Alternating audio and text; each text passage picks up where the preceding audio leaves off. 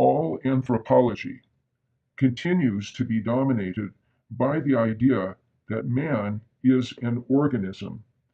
Philosophical anthropology, as well as scientific anthropology, will not use man's essential nature as the starting point for their definition of man. Man is the being who is, in that he points toward being, and who can be himself only as he always and everywhere refers himself to what is. However, it still makes a decisive difference whether this trait of the living being man is merely included in our considerations as a distinguishing mark, superadded to the living being, or whether this relatedness to what is, because it is the basic characteristic of man's human nature, is given its decisive role as the standard. Here also is the juncture along our way where we set out to take an even more essential step, a groping attempt to render the ground visible on which the nature of memory rests, which has appeared at the beginning of Western thought and has never quite faded from its horizon. It still looks at first as though memory were nothing more than a part of man's natural equipment. We defined memory as thinking that recalls. All thinking that recalls keeps hidden all that remains to be thought. Keep originally means the custody, the guard. We shall call it the keeping. It harbors and conceals what gives us food for thought. Keeping alone gives freely what is to be thought, what is most thought-provoking. It frees it as a gift.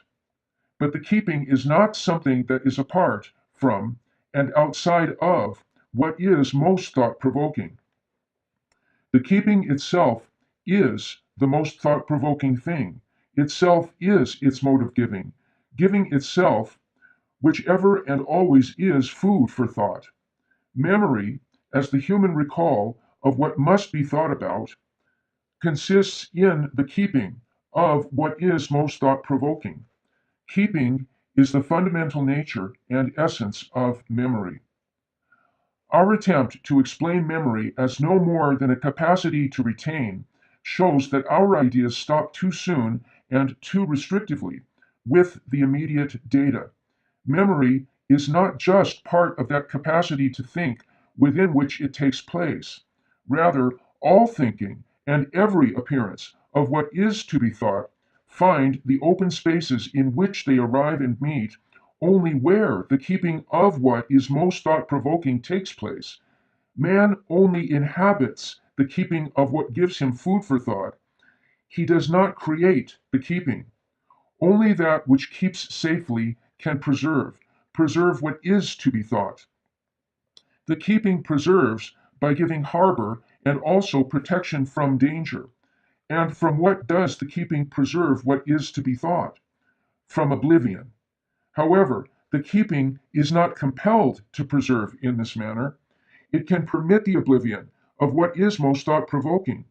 What is our evidence? The evidence is that what is most thought-provoking, what long since and forever gives us food for thought, remains in its very origin, withdrawn into oblivion. The question then arises how we can have the least knowledge of what is most thought-provoking. More pressing still is the question, in what does forgetting consist? But now we become aware that what was said we find difficult for no other reason than simplicity. What must be thought about is somehow close to us in spite of everything, still hidden from our sight by preconceptions which are so stubborn because they have their own truth. But language is not a tool. Language is not this and that, is not also something else besides itself. Language is language. We concede. What is spoken in the word thinking, thonk, remains for us in the realm of the unspoken. When we hear talk of thinking, we do not only fail to think of what the word says, but do in fact form altogether different ideas. The meaning of this word thinking is not determined by what is spoken and unspoken in its speech. What the word thinking calls by name is determined by a different call. Hence, we must ask once more what is called thinking, and in this sense, what has been understood since ancient times by thinking. Logic, as the doctrine of the proposition, considers thinking to be the assertion of something about something. According to logic, such speech is the basic characteristic of thinking. To be possible, the proposition must, from the start, avoid self-contradiction. This is why the law, that contradiction must be avoided, is considered a basic tenet of the proposition. But insofar as thinking is originally performed as proposition, a change of the thinking process can consist only in a transformation of the proposition. Accordingly, the statement of the proposition becomes a dialectic. Logic becomes dialectic. But where thought encounters things that can no longer be apprehended by logic, those things which are by nature inapprehensible still are within the purview of logic, as alogical or no longer logical or metalogical, that is, supralogical. We ask what is called thinking. We ask the question in a fourfold way. 1. What does the word thinking signify? 2. What does prevailing doctrine mean by thinking? 3. What is needed for us to accomplish thinking with essential rightness? 4. What is that which calls us into thinking? These four questions, whose differences we cannot rehearse too often, are nonetheless one question. Their unity stems from the question listed in the fourth place. The fourth is the decisive one. It sets the standard. For this fourth question itself asks for the standard by which our nature, as a thinking nature, is to be measured. The third manner of asking is closest to the fourth. The fourth question inquires about that which commands us to think, that which entrusts thinking to us. The third question inquires about us. It asks us what resources we must rally in order to be capable of thinking. The third manner of asking the question has hardly been mentioned so far, and that will not change in what follows. Why?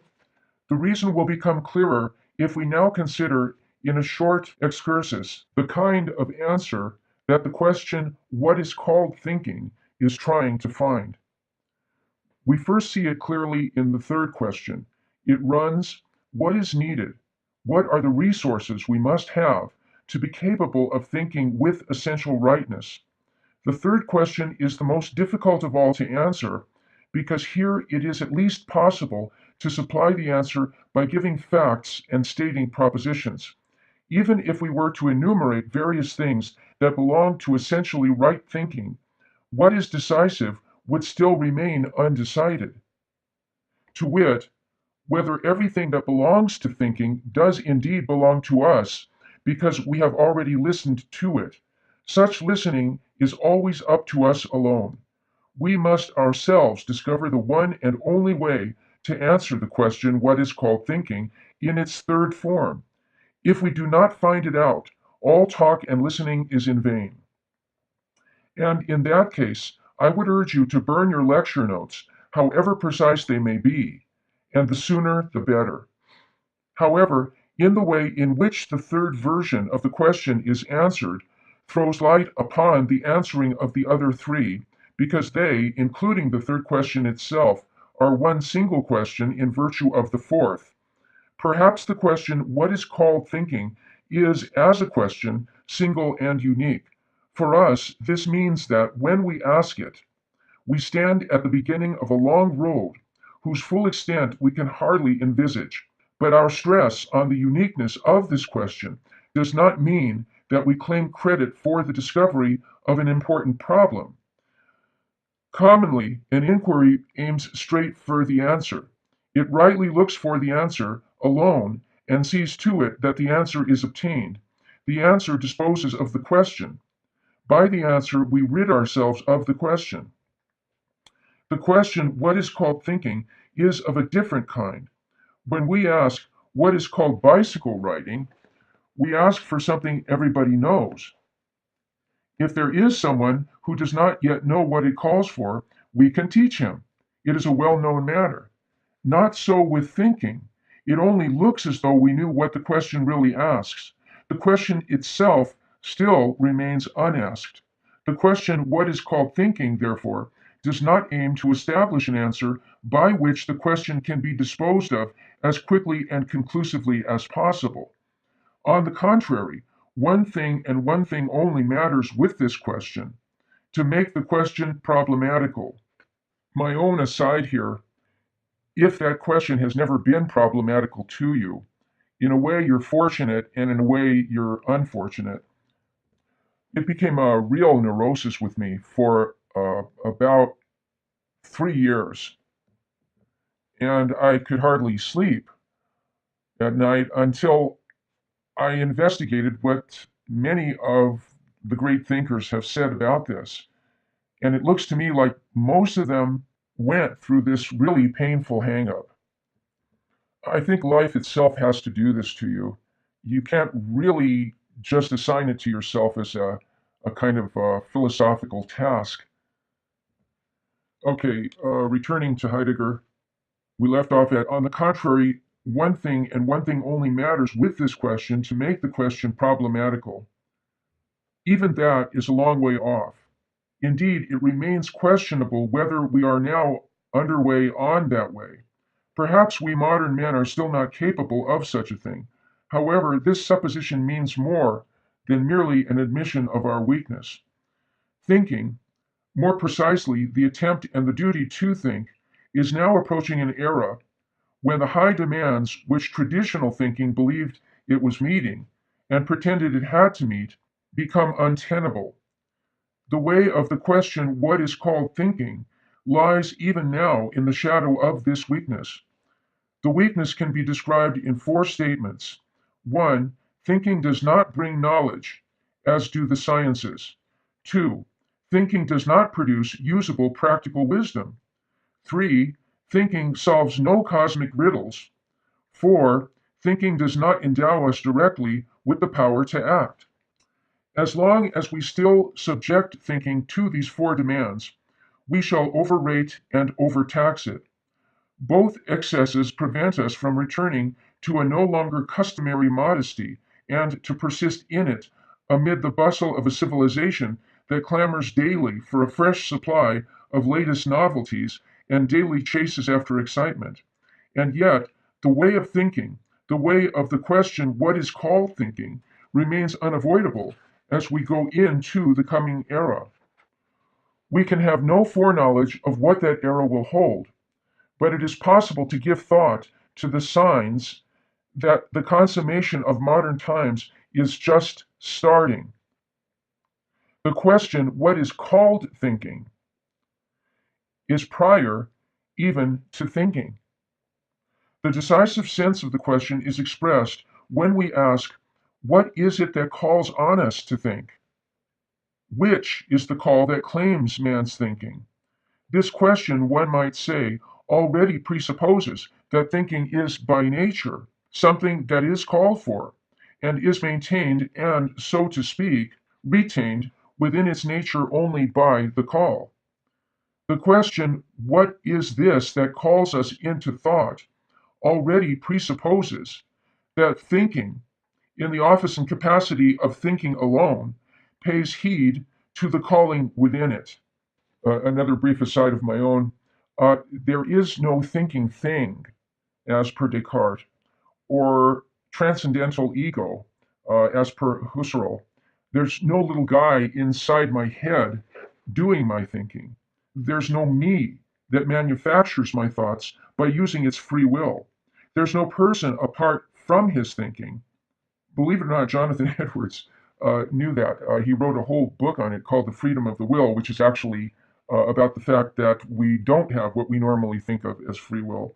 It's an amazing work that a lot of philosophers, without admitting it because they didn't want to sound corny, but including modern philosophers, have grappled with. Thinking doesn't, this is still me, thinking doesn't call my attention to itself. It draws itself toward itself. We don't think. Thinking thinks. In most of us mechanically, as Gurdjieff said, we're all mad machines. And sanity, or called thinking, inspired thinking, consists in awakening to what Gurdjieff called the terror of our situation. Okay, so back to Heidegger. Thinking, then, is here not taken as an occurrence whose course is open to psychological observation, nor is thinking conceived merely as an activity that obeys norms and a scale of values. Thinking can be guided by validity and authority only if it has in itself a calling, directing it to what there is to be thought. The question, what is this that calls on us to think, if asked with sufficient urgency, brings us also to the problem that thinking, qua thinking, is essentially a call. That something is, and that it is such and such, is what we usually designate as a fact. Fact is a beautiful and beguiling word. Prevailing thought has long since formed firm views on what it means. These views have existed from that moment on when a distinction, long in preparation, came into view. The distinction between what something is and that it is. Later terminology distinguished between essence and existence. What we are to think of the explanation which traditional thinking gives of the existence of a fact is something that can be decided only after we consider that distinction by which both existentia and essentia first achieve their determination. By what authority and on what grounds is that distinction made? How and in what way is thinking called to this distinction? The remainder of the problematic nature of that distinction allows us once again to fathom the implications of the precursory question, what calls on us to think, without involving us prematurely now in the mystery and also fruitfulness of the question. The presumption is that we can always ask this question only in a thinking way, and only in that way can pose the question in its befitting problematic. In plain English, he's saying that if you ask what is called thinking, you are presuming that you know what you're asking, but that ain't necessarily so. Okay, Heidegger again. The course of lectures has brought us to the second way in which the question needs to be developed. It runs, what, in the so far customary and long since implicit sense, do we understand by thinking? The implicitness betrays itself in the fact that what we understand by thinking is presented and handed on by a doctrine bearing the title logic.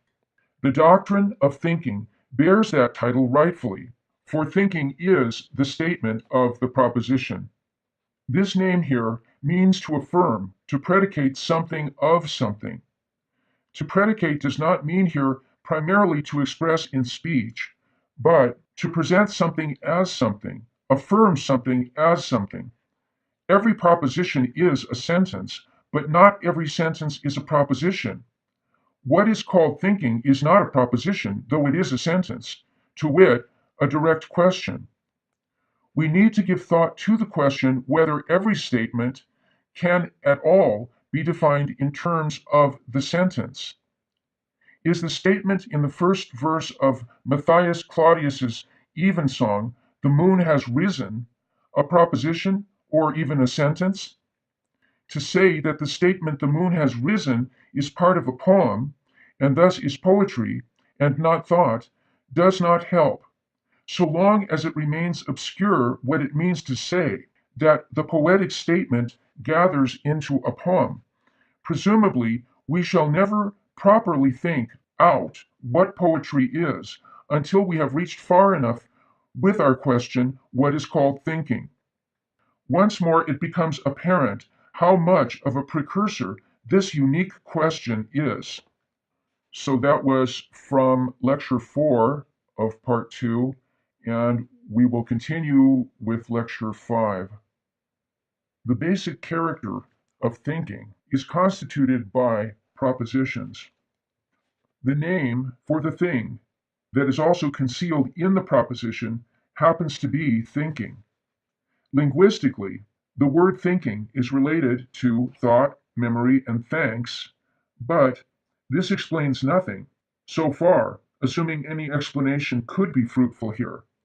The decisive question still remains this: why is it that for Greek thinking, hence Western and especially European thinking, and for us today, logistics is developing into the global system by which all ideas are organized? And why does the determination of the essence of thought not take place in terms of memory? The one and only thing that is decisive for us constitutes the basic character of thinking, the proposition, the judgment, and is still its long habituated nature. When we raise the second question, what do we understand by thinking according to the prevailing doctrine?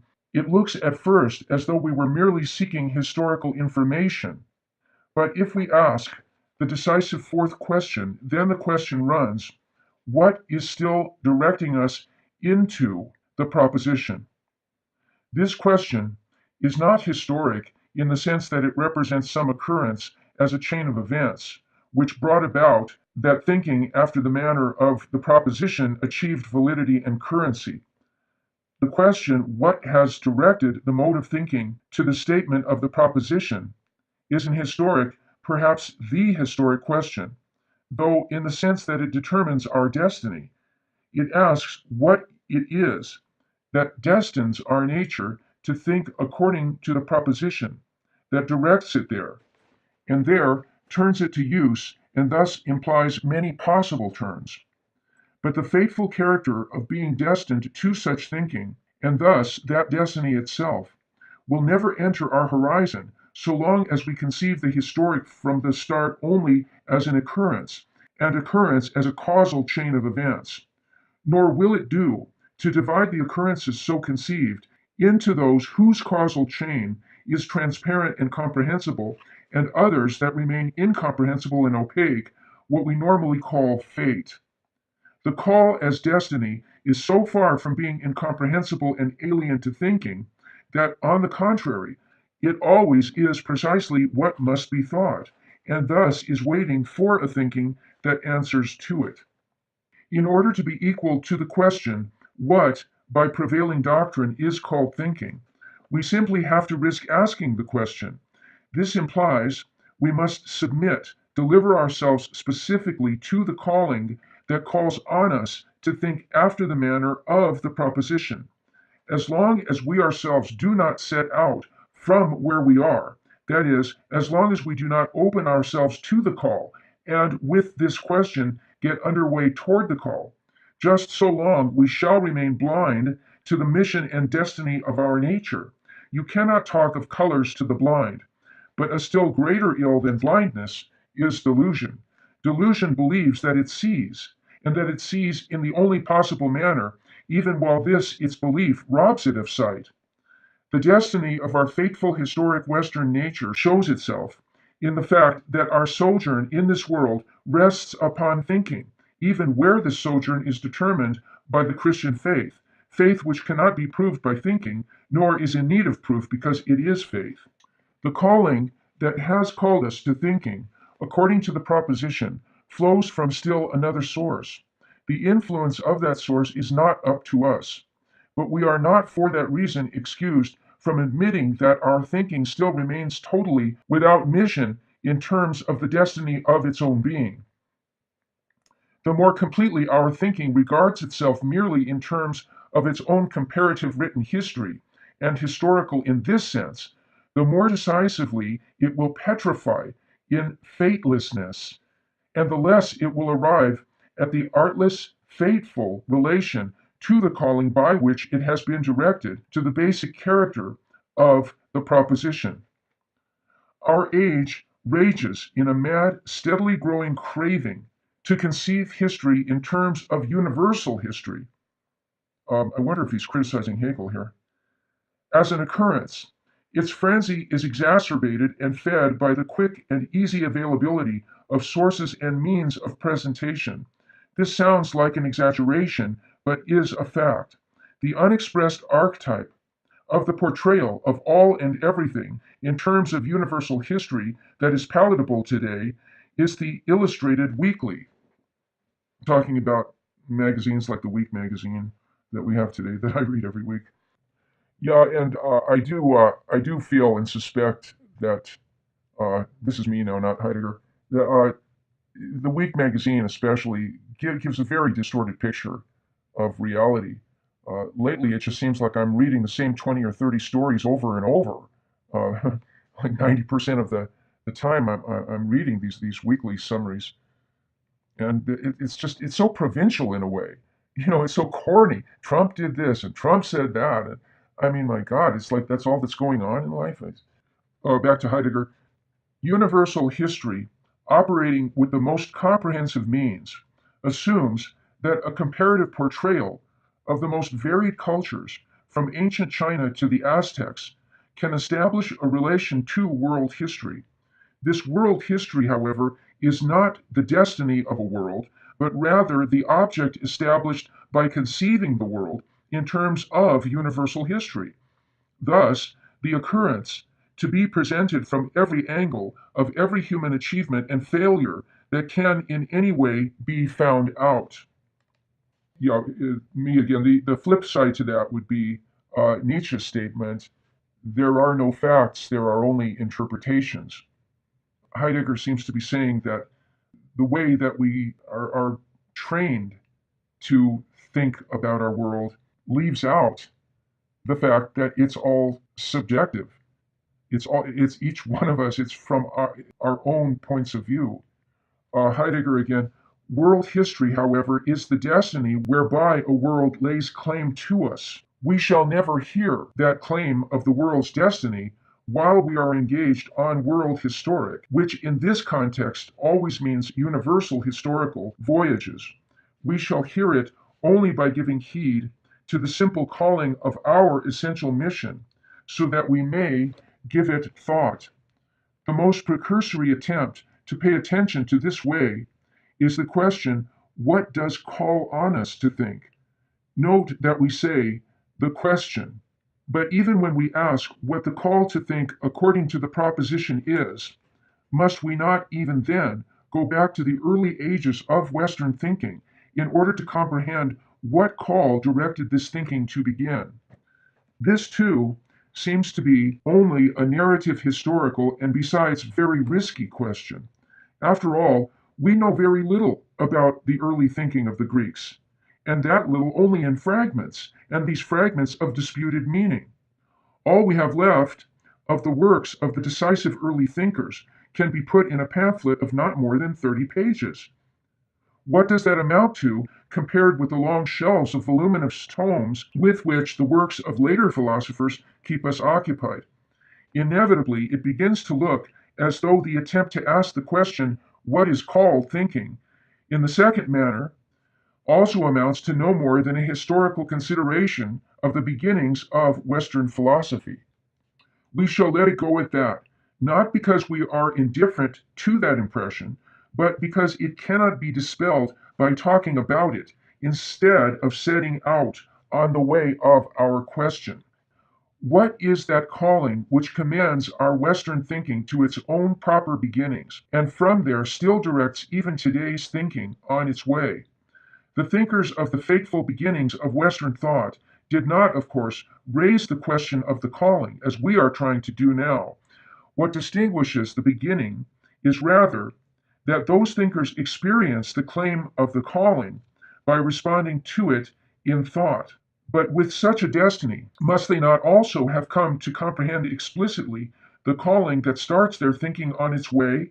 We may assume so simply because any thinking is sent out on its way only so, simply because any thinking is sent out on its way only when it is addressed by that which gives food for thought, as that which is to be thought. Another aside, in Being and Time, Heidegger referred to conscience, but he hasn't brought up any kind of supposed entity like that in this series. You know, just like Sartre and Heidegger had to dispose of Husserl's transcendental ego as a fiction. Actually, conscience is a fiction, and it's not even what I came to is that there's not just a distinction between you know an enculturated kind of conscience, but the whole idea of conscience is just something that was drilled into us. It's not a natural entity. It's not any kind of an entity any more than Husserl's transcendental ego. Yeah, so I don't think he mentions conscience one time in this book that's like, 240 pages long, whatever. It doesn't come up uh, at this late stage of his thought. He's not talking about, that you should be concerned about thinking accurately and getting things right. He's talking about thinking as a living entity. Noam Chomsky is at that age. Well, so am I actually. I'm 70. Noam Chomsky is at that age where he could die in his sleep tonight. And he's becoming very mystical and regarding language as a kind of living being in its own right. So Heidegger here seems not to allow any scientific or pseudoscientific or historical or pseudo-historical entity or theory to arbitrate between me and thinking. And I've got probably about 100 little sticky notes on my refrigerator of quotes from many philosophers and writers who simply had to discard that boogeyman of that supposed entity called conscience, just let their thinking take them where it wanted to take them and trust the process. Okay, back to Heidegger. In this address, however, the source of the call itself appears, though not in its full radiance, nor under the same name. But before inquiring about the calling that encompasses all Western and modern European thinking, we must try to listen to an early saying which gives us evidence how much early thought generally responds to a call, yet without naming it or giving it thought as such. Perhaps we need no more than to recall this one testimony in order to give the fitting, that is, a restrained answer to that question of the initial calling. From this point on, I think it's important to keep in mind that this is basically Heidegger's own English translation from the German.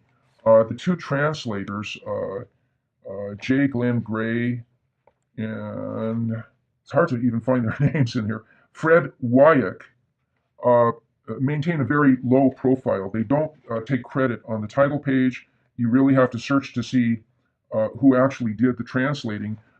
They want you to know that they worked in close collaboration with Heidegger, who was very concerned about the correct English translation of his work with this.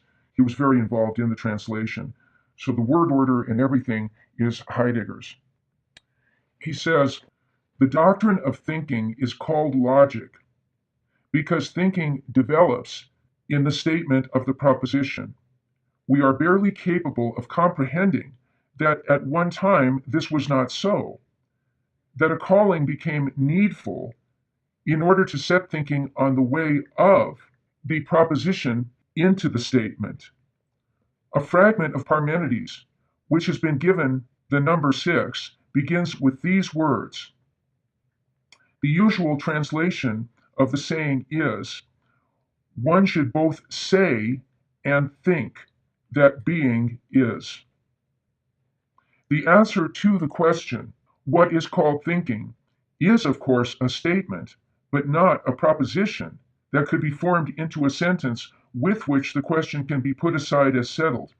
The answer to the question is, of course, an utterance, but it speaks from a correspondence. It follows the calling and maintains the question in its problematic. When we follow the calling, we do not free ourselves of what is being asked. The question cannot be settled now or ever. If we proceed to the encounter of what is here in question, the calling, the question becomes in fact only more problematical. When we are questioning within this problematic, we are thinking. Thinking itself is a way. My own aside, the way is thinking itself, not to what thinking leads to. Okay, back to Heidegger. The thinking itself is a way. We respond to the way only by remaining underway. To be underway on the way in order to clear the way, that is one thing. The other thing is to take a position somewhere along the road and there make conversation about whether and how earlier and later stretches of the way may be different, and in their difference might even be incompatible. Incompatible, that is, for those who never walk the way, nor ever set out on it, but merely take up a position outside it, there forever to formulate ideas and make talk about the way. In order to get underway, we do have to set out. This is meant in a double sense. For one thing, we have to open ourselves to the emerging prospect and direction of the way itself, and then we must get on the way. That is, must take the steps by which alone the way becomes a way. The way of thinking cannot be traced from somewhere to somewhere, like a well-worn rut, nor does it at all exist as such in any place. Only when we walk it, and in no other fashion, only that is, by thoughtful questioning, are we on the move, on the way. This movement is what allows the way to come forward. That the way of thought is of this nature is part of the precursoriness of thinking, and this precursoriness in turn depends on an enigmatic solitude, taking the word solitude in a high, unsentimental sense. I think this solitude means subjectivity. I think that's what he means. No thinker ever has entered into another thinker's solitude. Yet it is only from this solitude that all thinking in a hidden mode speaks to the thinking that comes after or that went before. The things which we conceive and assert to be the results of thinking are the misunderstandings to which thinking ineluctably falls victim. Only they achieve publication as alleged thought and occupy those who do not think. To answer the question, what is called thinking, is itself always to keep asking so as to remain underway. This would seem easier than the intention to take a firm position, for adventurer-like we roam away into the unknown. Nevertheless, if we are to remain underway, we must first of all and constantly give attention to the way. The movement, step by step, is what is essential here. Thinking clears its way only by its own questioning advance. But this clearing of the way is curious. The way that is cleared does not remain behind, but is built into the next step and is projected forward from it.